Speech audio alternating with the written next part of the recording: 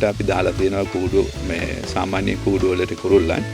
අපි මේක වැඩි දියුණු කරනවා අක්කරේ 2 විශාල කූඩු වල මේ මිනිසුන් ඇතුලේ ගත මේ ඇවිදලා බලන්න පුළුවන් කුරුල්ලන් ඉදැල්ලේ ඉන්න තමයි ඉදිරියේදී අපි සකස් කරන්නේ මේක මේ ව්‍යාපෘතියේ ඉදිරි ගමන.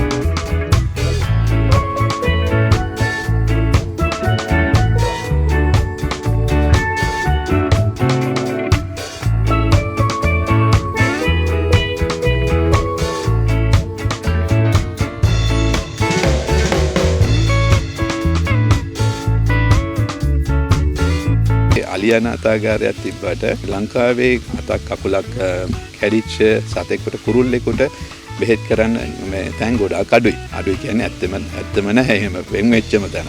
ඒක අපි මේකෙදී අපෙන් ලංකාවට දෙන සේවාවක් විදිහට කොහේ හරි සතෙක් මේ ඒ වගේ ඩිසේබල් තත්යකට පත් වෙලා තිබ්බොත් ඒ අපිට ගෙනත් දෙන්න කියනවා අපි වයිල්ඩ් ලයිෆ් එක අනුමැතිය ඇතිව. මොකද අපිට විදේශ කුරුල්ල නැති කරන්න විතරයි මේ වෙනකොට බලපත්‍ර තියෙන්නේ.